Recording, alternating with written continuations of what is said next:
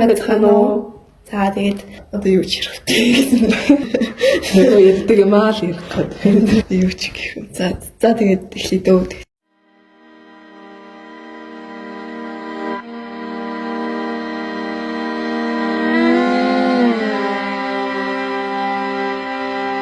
Ярих түүх болохоор ингээд дарханд одоо болсон нэг явдлыг ярих чинь за нэг Facebook группээс болсон бишээ туусан.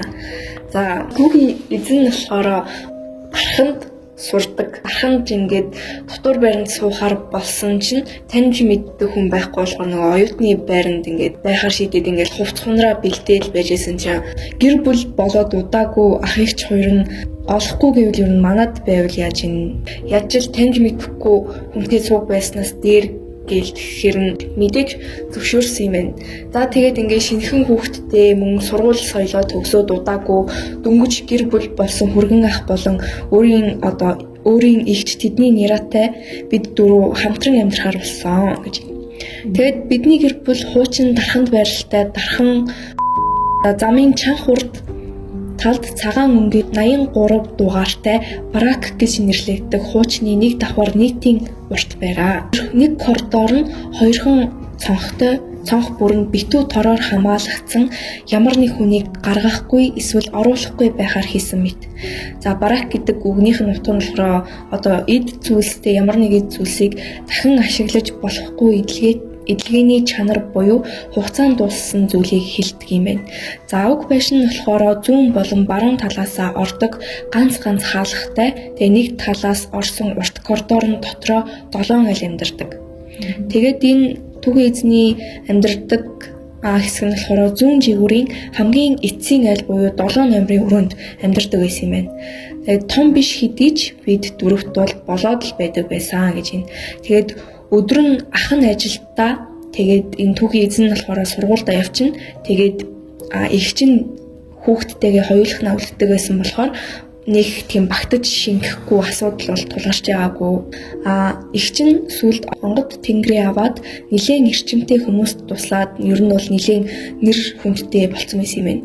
Тэр нэгэн орой манай коридорын гэрэл юм л бол шатчихдаг таг харанхуй байдаг байсан. Хуучны байр болохоор аргагүй байх гэж боддог байлаа. Өвлийн орой чихүүц даасан нэгэн үдэш 2 дугаар сарын дундуур байхад 6 цаг болсон үгүй юу гадаад таг харанхуй болох нь энүүхэнд. Улирлын шалгалт төхөөд их л завгүй өдрүүд байсан да. Зарим үедээ сургууль дээр хонох тохиолдолж бий. Үнэн дээр завгүй гэхээс илүүтэй айдаг байсан болохоор тэр шүн болохоор шал майжин ханны цаанаас үл мэдэгдэх хүн уйлах чимээ хааныг гарна. Байс хийгээл үүдний хаалгыг савгадаж онгой. Гэхдээ тэднийг мэдсэн ч гэсэн хинэн ч гарч хардаггүй байлаа. Тэр нэг орой хүртэл энэ бүгдийг хажуу айлын хин нэгэн орой өдөш халамцуу бүлэмцүү орж ирээд гэр бүлтэй агсан тавьж ийн гэж боддог байлаа. Тэгэд ах эгч хоёр хүүгээ аваад найзандаа очихоор болсон юм.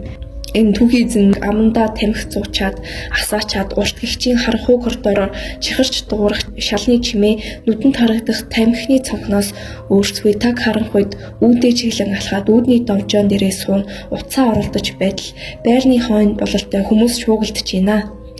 Согтуу хүлчүү хүмүүс аль нэг нь тэр гих үгээд нэх их ойшуулсангүй. Гэтэл манай байрны талаар ярилцж байна. Энэ байр сүнстэй гэсэн шүү дээ. Тийм үү чи энийг сонссон. Энийг сонссон юм та. Яагаад вэ? Манай талигаач Бэгийн ахих нь өргөмөл ээж Ваня ихч гээд байдаг байсан шүү дээ. Ганц үдээгээ. Тийм хүн алаад шоронд явчихдаг уу? Тийм тэр хооронд Ваня ихч арх уусаар байгаад галзуурчихсан. Угийн ч сайн уудаг байсан. Яста би Орс гэсэн шиг л уудаг байсан шүү дээ. Тийм мэднэ. Гэхдээ Ваня ихч галзуурч үхээгүй хүүтэй алуулчихсан гэсэн гээстэй. Ваня ихч бас нэг дагвар хүүхэдтэй байсан юм байлээ. Хэрвээ чи ганц юм авч өгнө гэвэл мэн чамд бүр нэгэнгүй ярьж өгнө шүү.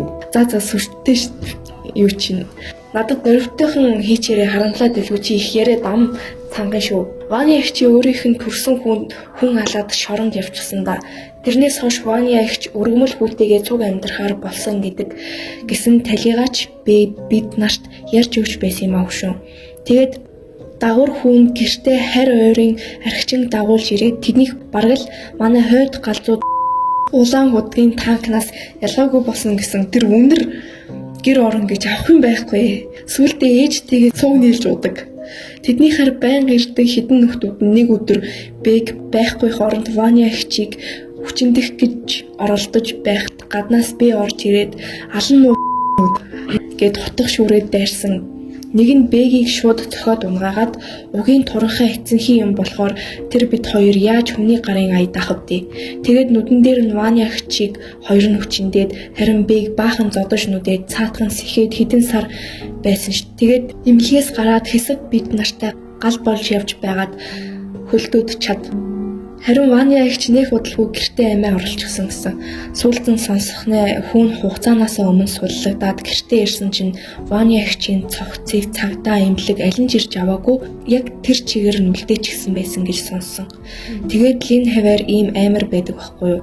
Одоо надад ганц юм авч өгөөрэй. Өгөхгүй бол Ваня эгчид хэлчихин шулалраа. Гих яриа сонсон миний хамаг би хөшөөд өөрийн ирэхгүй нуруунаас хүүт тагаад гэрлүүгээ орхоос ч амар санагдаад гадаа үүдэнд хэсэг зогсон ч даарахын эрхэнд хар хурдаараа гэртээ орж хамаг гэрлээ асаагаад зурагтаа хамгийн шаг дээр нь тавьж дуу сонсоод огт хөдөлгүй хичнээн цаг суусан ч юм бүү мэд. Нэм итгэд манай гурав орж ирсэн. Би бараг харсандаа баярлаад уйлах шахаж билээ. Нэраа хүүхдтэй ихтэй тийм зүйл хэлхээ санаа зовоод хэлж чадаагүй байсан тул аль болох гэртээ ч хонолгүй гадуур хичээлхтэй байна гэж хэлээд сургууль нэг бол найзандаа хондог байлаа.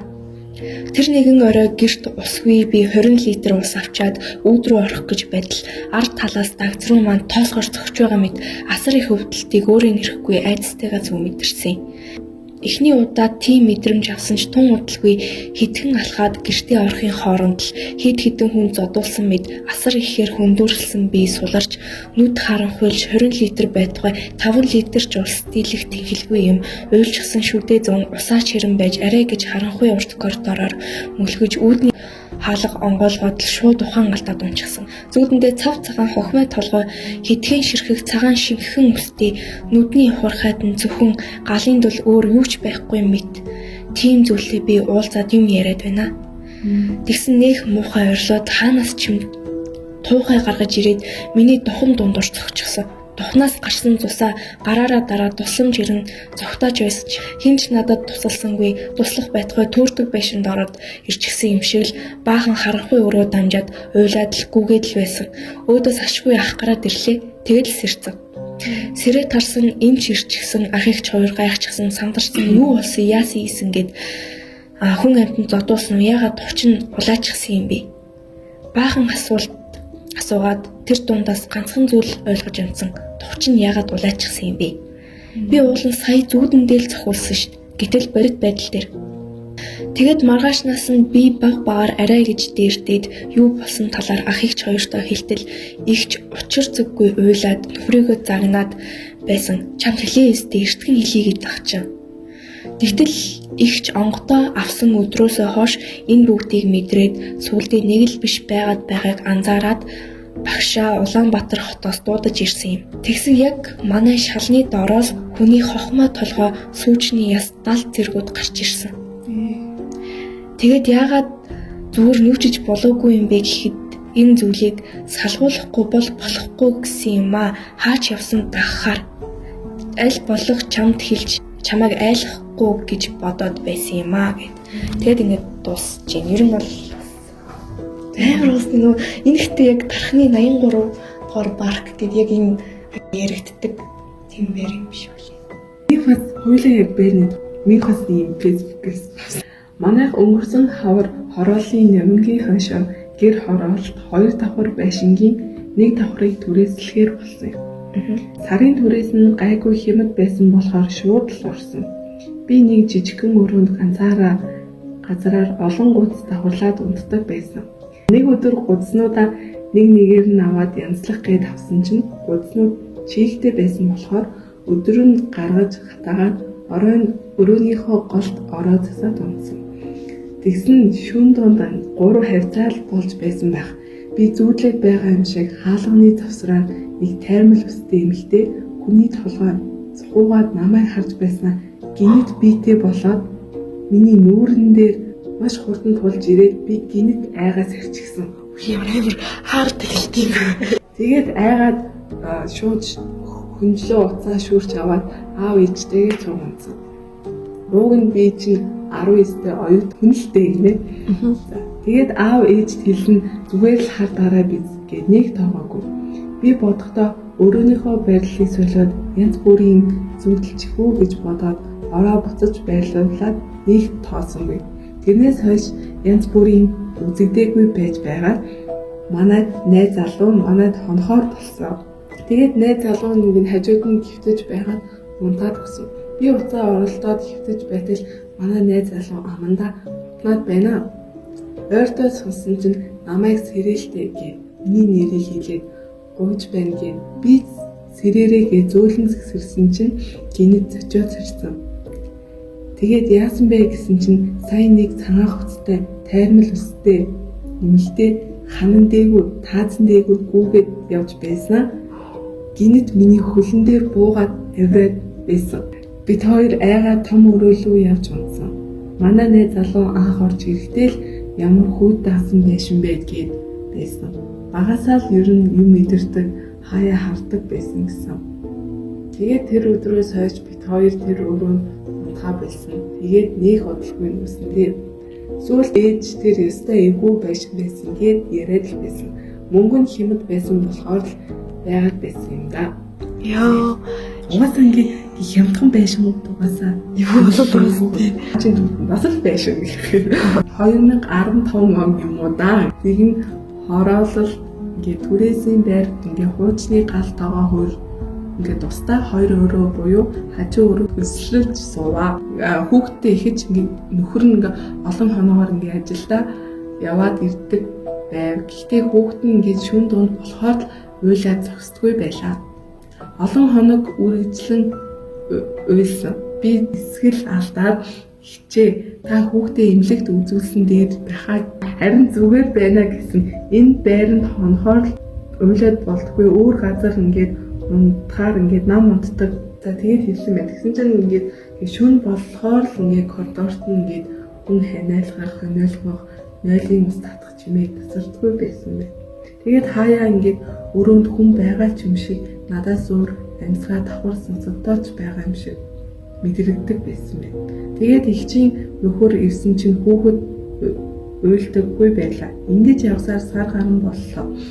Нэг өглөө ихч тэр хоёр ингээ гал тоогоон таарад үүрээ танаа эмээ ирсэн үү гэлээ. Юун эмээ гэхэд 0 орох гэтэл нэг жижигхэн туранхай эмээ коридор зогсож байсан. Би их айсан. Юу вэ гэхэд унт гэж зөөлөн шимнээд гал тоогоо руу орсон. Тэгээд манайд ирсэн эмээ юм байх та гэж тоогоогүй гэж ихч хэлэхэд пал хийгээл явцглаа. Гүү манайд хүн ирээгүй гэд тэгээд ихч битээ гадны хүн ороод иржээ амар юм бэ гэд л яриад дуусав. Нөгөө хүн холхох ус дуурах чимээ хаяа шүн дунд дуурсаар л байлаа. Нэг ороо ганцаараа гал дугуйн өндөг шарж идээд аягаа угааж дуусаа зогсож байтал чихэн усаа хаагаач гэж сүүн хоолой яг хажуунаас дуглаа. Би ч год хийгээл айсан гэж чихтэйхэн хөнгөө зүгтлээ. Болсон явдлаа найзуудаа хэлэхэд инээдэн болж өнгөрдөг байлаа.